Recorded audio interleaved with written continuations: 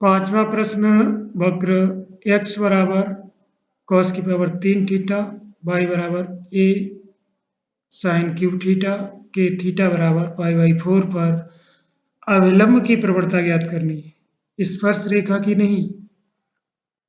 हम इससे जो dy, ये पैरामीट्रिक इक्वेशन दिए हुए हैं, तो पैरामीटर यहाँ थीटा है, थीटा के सापेक्ष दोनों समीकरणों को अवकलन कर लेंगे हम और dy/dx निकालेंगे।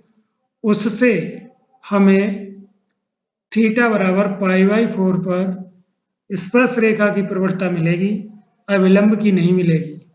और हम जानते हैं स्पर्श रेखा और अविलंब की प्रवणताएं दोनों का गुणा करके -1 होना चाहिए, m1 m2 -1। तो जब भी कभी अविलंब की प्रवणता की आवश्यकता होगी, स्पर्श रेखा की प्रवणता की मदद से -1/m करके निकाल लेंगे हम। पहले हम स्पर्श रेखा की प्रवणता निकालेंगे, उससे फिर अविलंब की प्रवणता। तो यहां से x बराबर दिया हुआ है a cos की पावर 3 थीटा, यहां से dx/d थीटा हम निकालेंगे a और 3 cos स्क्वायर थीटा और cos थीटा का माइनस sin थीटा हो जाएगा। और y बराबर दिया है a sin की पावर 3 थीटा, ऐसे dy/d थीटा निकालेंगे a into 3 sin square theta, sin का cos थीटा। अब dy/dx जैसे पहले निकालते रहे वैसे यहाँ निकालेंगे।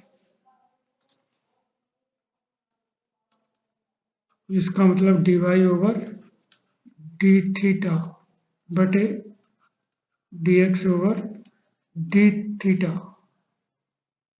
हम यहीं से मान रख लेंगे dy/d थीटा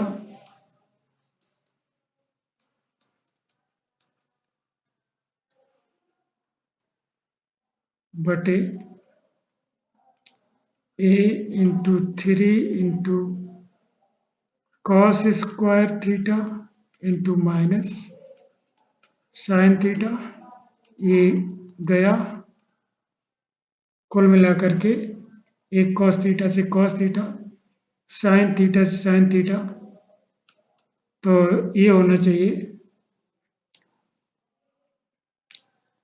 sin बटे cos, ये cos चला गया, ये sin चला गया, तो sin ऊपर cos माइनस tan थीटा हो गई।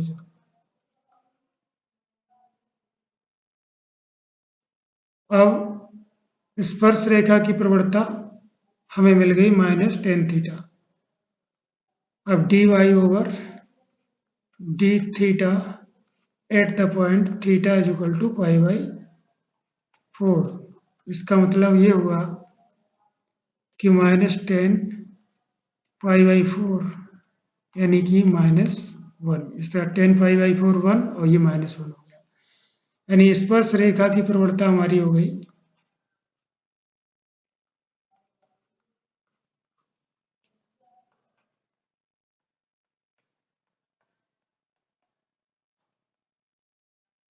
m1 हम मान लेंगे -m। अब हम निकालें अविलंब की प्रवणता, इस प्रवणता का -1/m1 करके। स्पर्श रेखा की प्रवणता हमारे पास आ गई है, अविलंब की चाहिए m2, तो -1 स्पर्श रेखा की प्रवणता, यानी m2 बराबर -1 स्पर्श रेखा की प्रवणता -1, कुल मिलाकर के 1 हो जाएगी, प्लस चिन्ह भी आ जाएगा। तो हम कह सकते हैं अविलंब की प्रवणता थीटा बराबर π/4 पर अविलंब की प्रवणता